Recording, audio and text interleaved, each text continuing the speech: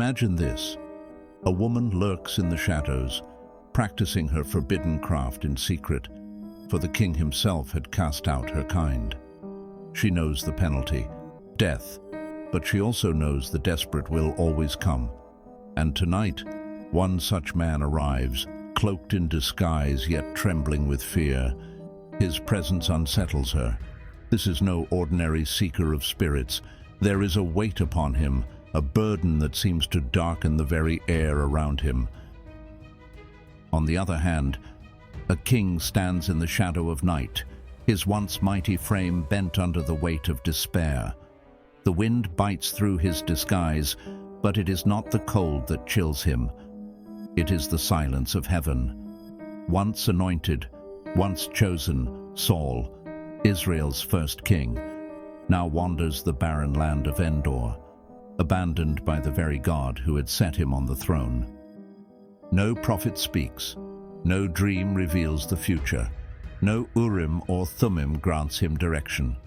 The Philistines have gathered in overwhelming numbers, ready to crush Israel. Saul has faced them before, yet never has he felt so alone. But there is one last place he can turn, though it is a place of darkness, a place forbidden.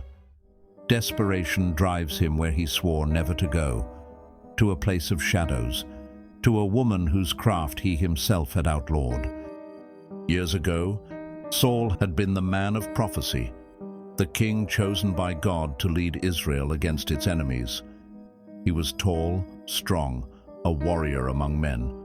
The prophet Samuel had anointed him, and for a time the Spirit of God was with him. But something changed. Saul's heart wavered, his obedience faltered. Once chosen by God, once anointed by Samuel, Saul had stood tall among the people. But power, once given, comes with expectation. And when God commanded Saul to utterly destroy the Amalekites, every man, woman, child, and even their livestock, Saul faltered. He spared King Agag, kept the best of the Amalekite spoils, and offered weak justifications when confronted. Samuel arrived at the camp, and the old prophet's voice thundered with righteous anger. "What then is this bleating of sheep in my ears? What is this lowing of cattle that I hear?" 1 Samuel 15, verse 14. Saul, in his folly, tried to mask his disobedience as devotion. "The people spared the best of the sheep and oxen to sacrifice to the Lord your God," he claimed, shifting the blame. But Samuel saw through the lie. "You have rejected the word of the Lord, and the Lord has rejected you as king over Israel." 1 Samuel 15, verse 26. From that moment, Saul's downfall was set in motion. The Spirit of the Lord departed from him, and an evil spirit tormented him. His once bold heart grew weak with jealousy and rage. He saw shadows where there were none, and worst of all, he saw David. David, the shepherd boy who had slain Goliath. David, the warrior whom the people praised. David, the man after God's own heart. Though David swore loyalty, though he spared Saul's life more than once, Saul's hatred only deepened. He chased David through mountains and caves, hunting him like an animal. But now, the years had passed. The chase was over. Samuel was dead. David was in exile, and Saul was alone, facing the Philistine army, with no word from God, no dream, no sign.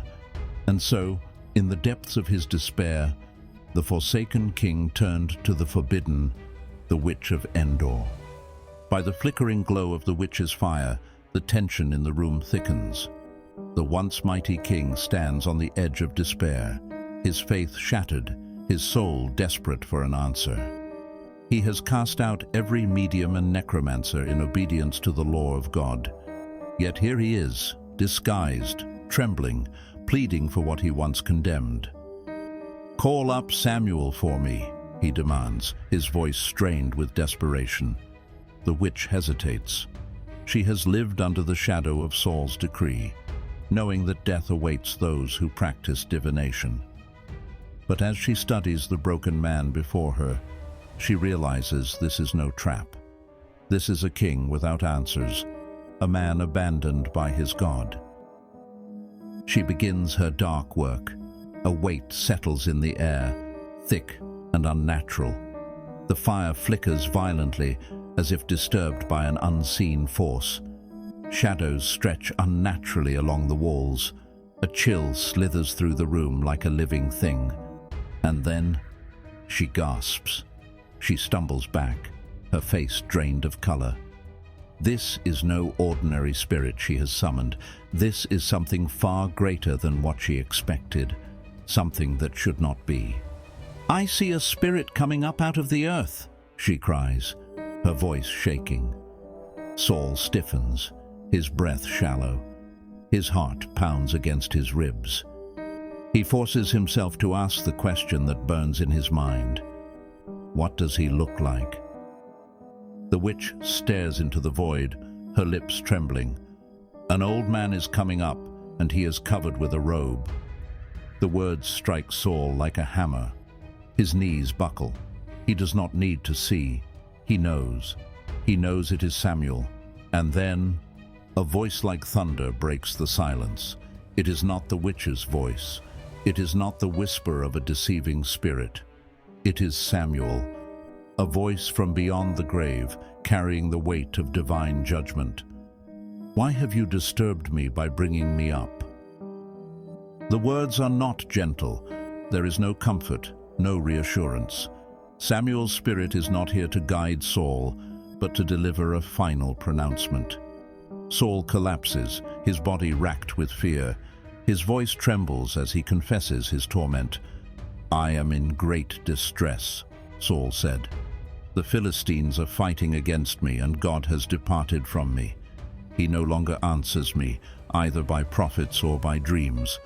So I have called on you to tell me what to do." The flickering fire casts long shadows over Saul's hollow face. But there is no hope. Samuel's spirit, unmoved by the king's desperation, responds with finality. "Why do you consult me, now that the Lord has departed from you and become your enemy?" The king shudders. However, Samuel continues, his voice carrying the weight of divine judgment. "The Lord has torn the kingdom out of your hands and given it to one of your neighbors, to David. Because you did not obey the Lord or carry out his fierce wrath against the Amalekites, the Lord has done this to you today. The Lord will deliver both Israel and you into the hands of the Philistines, and tomorrow you and your sons will be with me. The Lord will also give the army of Israel into the hands of the Philistines." A silence heavier than death settles in the chamber. Saul's face turns ashen. His body gives way and he collapses, sprawled on the cold earth, consumed by terror. Tomorrow he will die. The weight of his fate is too much to bear. His hands tremble, his limbs refuse to move. The witch steps forward, offering him bread. Ironically, the very person Saul once outlawed now shows him mercy. But what comfort can food bring to a man sentenced by heaven itself? Saul rises slowly, his body weak, his soul shattered. Outside, the night stretches on. The Philistines are gathering. The battle is near. And as the first light of dawn touches the hills of Gilboa, Saul marches toward his end. The battle is fierce. The Philistines overwhelm Israel. One by one, Saul's sons fall.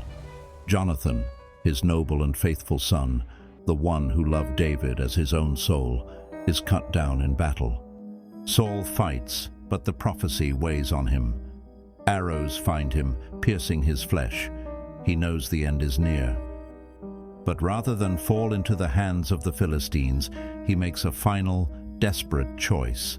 He falls upon his own sword. By sunset, the king of Israel is dead, not by the blade of an enemy, but by his own hand. The kingdom had fallen, just as the Lord had spoken, and there was no turning back. Saul's descent into darkness was not a sudden fall. but a slow unraveling, a king chosen by God, now forsaken by his own disobedience. His desperate visit to the Witch of Endor was not just an act of fear, but a final, tragic rebellion against the will of God. In seeking answers from the dead, he sealed his fate among them. Thus, Samuel's words were not advice but a death sentence, and by the next sunset, the prophecy was fulfilled. The witch, though merely a vessel in this tale, became witness to the grim truth. When God's judgment is spoken, no spell, no plea, and no deception can turn it back. Saul's story stands as a chilling warning. When a man turns away from God, even the voices of the dead can offer no hope, only the echo of his own downfall. And that concludes today's video. If you found today's episode enjoyable, please give it a thumbs up, share it with your friends and family, and subscribe to our channel for more content like this. We also welcome you to join the conversation in the comments section. Thank you for watching.